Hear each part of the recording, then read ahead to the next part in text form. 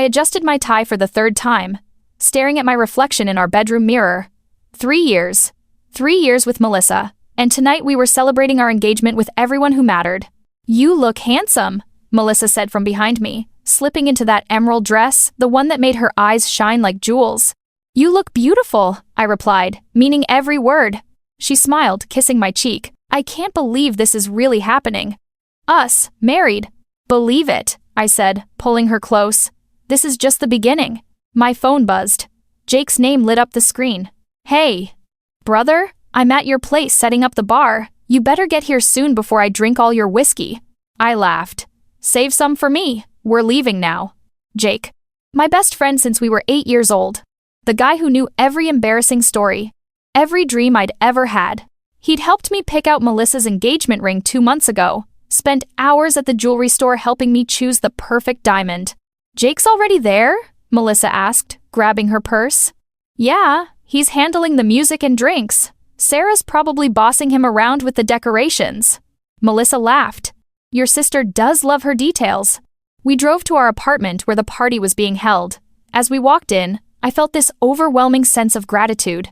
The place looked incredible, string lights everywhere, photos of us displayed on every surface, our friends and family already filling the space with laughter and music. "There they are!" Sarah rushed over, hugging us both. The couple of the hour. "It looks amazing, Sarah. Thank you," I said. "Don't thank me, thank Jake. He did most of the heavy lifting." I spotted Jake behind the makeshift bar, pouring drinks and chatting with guests. He caught my eye and raised his glass. I raised mine back. Everything was perfect. My career as an architect was finally taking off. I'd just landed a major project at the firm. I had a woman I loved, a best friend I trusted completely, and a family who supported every decision I made. I remember thinking, this is it. This is happiness. I should have known better. That kind of perfect doesn't last. The party hit full swing around 9. Music pumped through the speakers, people danced, and the alcohol flowed freely. I'd been making rounds, thanking everyone for coming, accepting congratulations and handshakes. "Alex, we're out of ice!" Someone called from the kitchen. "I'll grab some," I said, heading toward the kitchen where we kept extra bags in the freezer. The kitchen was empty, quiet compared to the chaos in the living room. I grabbed 2 bags of ice, taking my time, enjoying the brief moment of peace. Maybe 5 minutes passed, 5 minutes that changed everything. As I walked back through the hallway, I heard laughter from the balcony. Melissa's laugh, that specific laugh she used when we were alone, intimate and soft. My stomach twisted. I set the ice down on the hallway table and moved toward the sliding glass door. It was partially open, the curtain blocking most of the view, but I could see shadows, 2 figures pressed close together. I pushed the curtain aside. Melissa and Jake, his hands tangled in her hair, her arms wrapped around his neck, kissing. Not a peck, not an accident, a real kiss, the kind that meant something. Time stopped. The music inside became distant, like I was underwater. My chest tightened. My hands went numb. They hadn't seen me yet. They were too wrapped up in each other. How long? How long had this been happening? Jake had helped me pick out her ring. He'd smiled when I proposed. He'd set up this party. Melissa had kissed me that morning, told me she loved me, put on that emerald dress for me. All lies. I could have screamed, could have stormed onto that balcony and confronted them in front of everyone, could have made them feel a fraction of the pain exploding in my chest, but I didn't. Instead, I walked back to the living room, my legs moving on autopilot. I pulled the engagement ring from my pocket. She'd given it to me earlier, for safekeeping during the party, and placed it carefully on the coffee table next to her wine glass. Then I grabbed my jacket from the coat rack. "Alex?" Sarah appeared beside me, concern flooding her face. "Where are you going?" I looked at my sister, tried to speak, couldn't. "Alex, what happened?" Her voice rose with alarm. I shook my head and walked out the door. Behind me, I heard Sarah call my name, but I kept walking. Down the stairs, out of the building, into my car. I drove. Didn't know where. Didn't care. Just drove away from the woman I'd planned to marry and the best friend I'd trusted with my life. I ended up at David's apartment around midnight. He answered the door in sweatpants, took one look at my face, and stepped aside without a word. "Beer or whiskey?" he asked. "Neither." David sat across from me, waiting. He'd been my college roommate, one of the few people who could read me without explanation. "What happened, Alex?" I told him, every detail. The balcony, the kiss, the way they'd looked at each other. "I'm going to kill him," David said, his jaw clenched. "I'm going to kill them both. They're not worth it." "The hell they aren't. Jake was your best friend. And Melissa, you were going to marry her. We're being the key word." My phone had been buzzing non-stop. 17 missed calls from Jake, 23 from Melissa, dozens from Sarah. I turned it off. "You can stay here as long as you need," David said. "The couch is yours." The next morning, Sarah showed up. David must have told her where I was. "Alex." She sat beside me, her eyes red.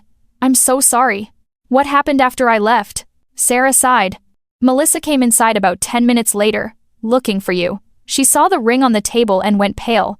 Jake followed her in, and people started putting pieces together. Rebecca, you know, Melissa's coworker, she'd apparently seen everything from inside. She told people. Within an hour, everyone knew.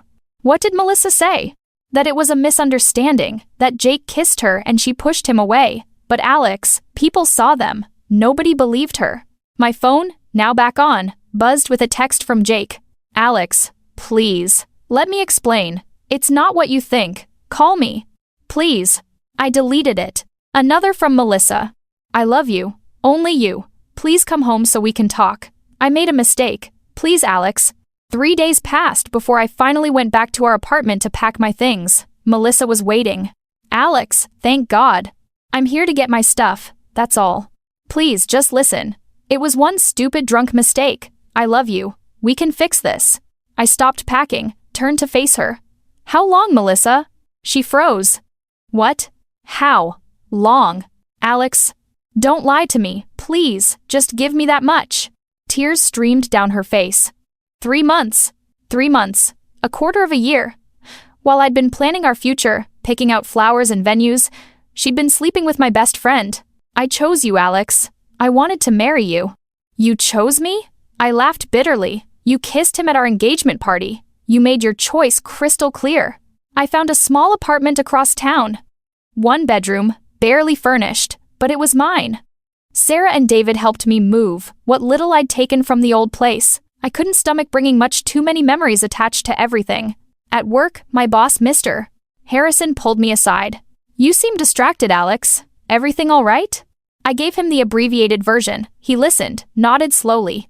"Sometimes the trash takes itself out, son. Focus on what you can build. You're a good architect. Channel that energy." So I did.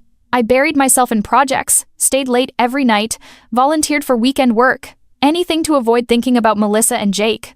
But karma apparently had its own plans. 2 weeks after the party, Jake's brother Tom called me.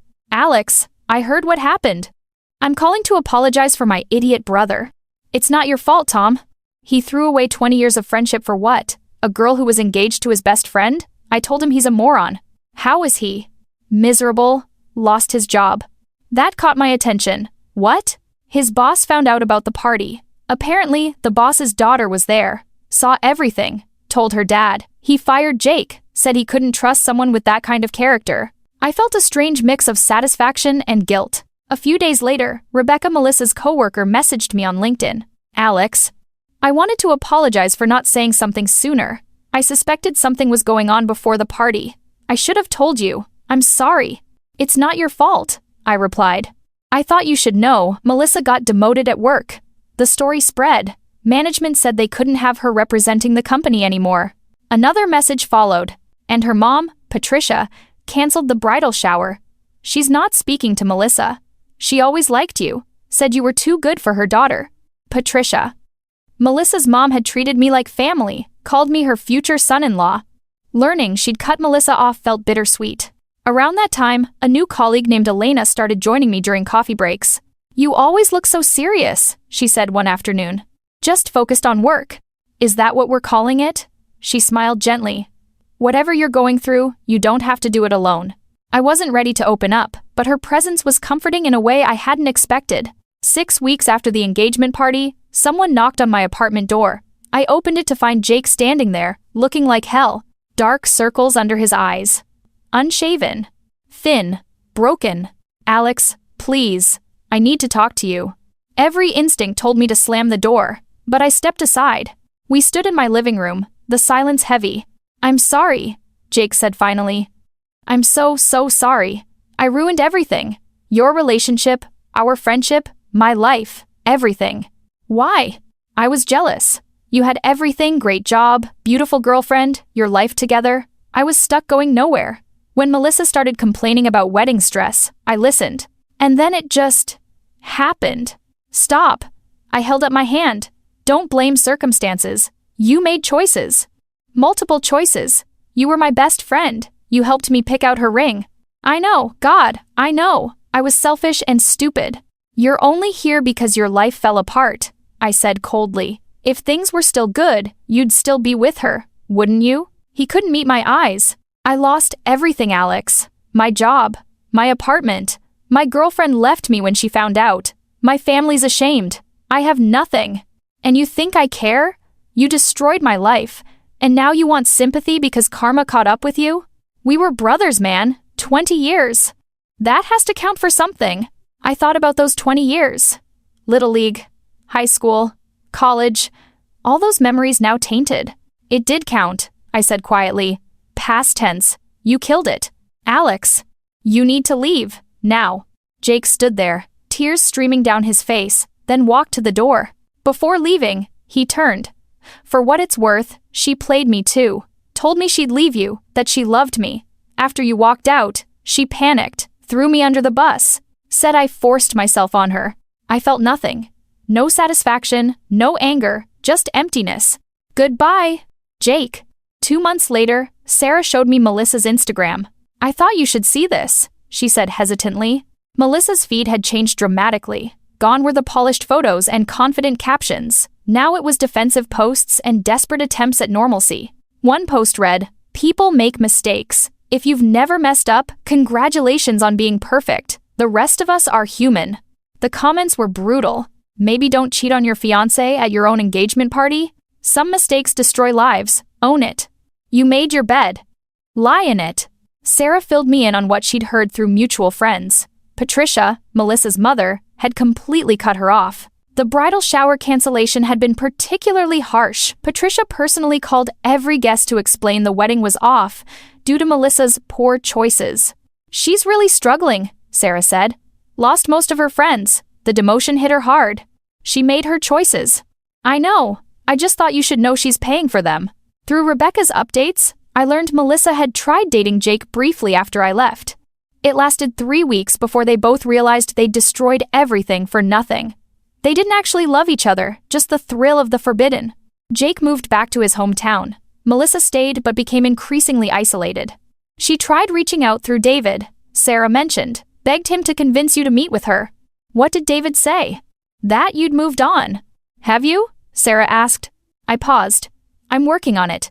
Some days were fine. I'd focus on work, grab coffee with Elena, enjoy the peace. Other days, I'd hear a song or see a couple holding hands, and the grief would hit like a wave. But slowly, I was healing. Mr. Harrison promoted me to senior architect. Elena and I grew closer. Though nothing romantic had developed yet, I wasn't ready. She asked about you, Sarah said.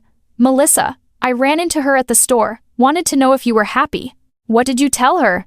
That you're healing, which is more than she deserves to know. 3 months post-party, a handwritten letter arrived at my office. Melissa's return address.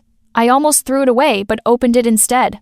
Dear Alex, I know I have no right to write to you, but I need you to know the truth. I was selfish and scared. The engagement made everything real, and I panicked about losing myself. That sounds stupid now because I've lost everything anyway. Jake was an escape, someone who made me feel exciting when my life felt predictable. I never loved him. I loved you, Alex. I still do.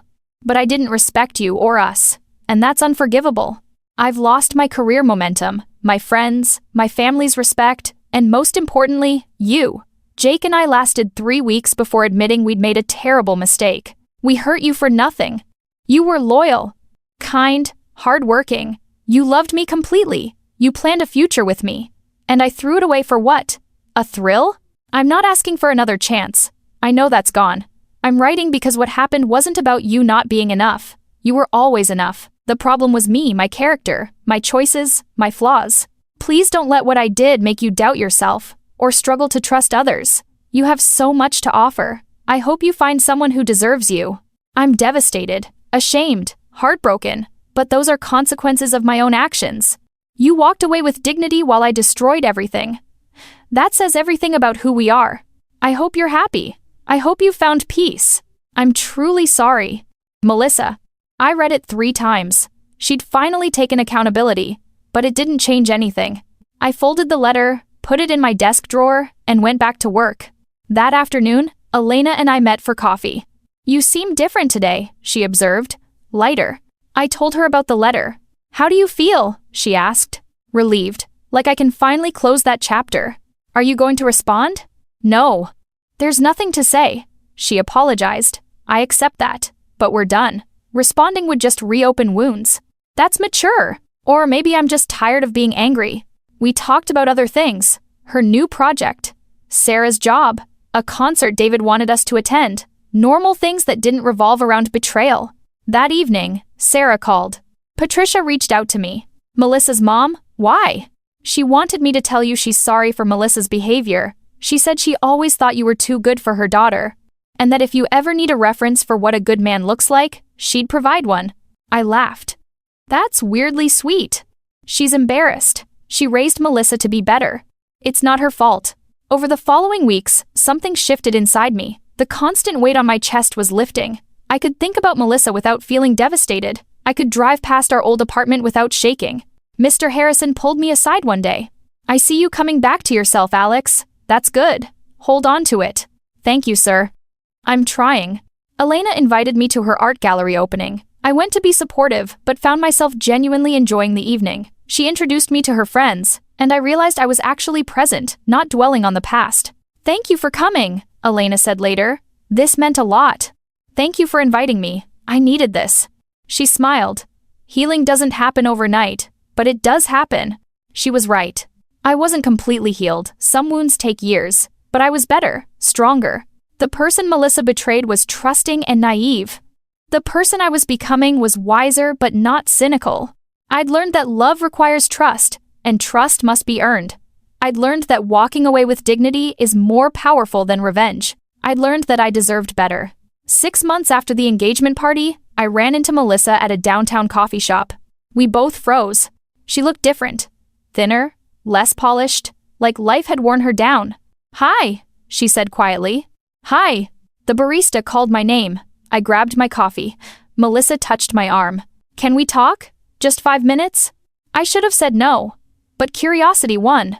We sat at a corner table. I got your letter, I said. I shouldn't have sent it. It was fine. I appreciated the honesty. She looked surprised. Hopeful. I meant every word, Alex. I'm so sorry. I know. I sipped my coffee. How have you been? Terrible. Lost my promotion. Most of my friends. My mom barely speaks to me. She laughed bitterly. I ruined everything. And Jake? Haven't spoken to him in months. He moved away. We both realized we'd destroyed our lives for nothing. I nodded slowly. For what it's worth, I don't hate you, Melissa. I did it first. But now I just feel nothing. She flinched. That's worse somehow. Maybe, but it's where I am. Are you seeing anyone? I thought about Elena, our growing connection. I'm focusing on myself right now. You deserve happiness. I hope you find it. I am finding it, I said honestly, just not where I expected. Silence settled between us. I stood to leave. Alex, wait, she grabbed my hand. Can I ask one thing? What?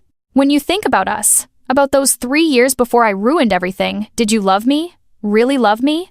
Or was I just someone you settled for? I looked at her and saw the insecure woman beneath the confident facade.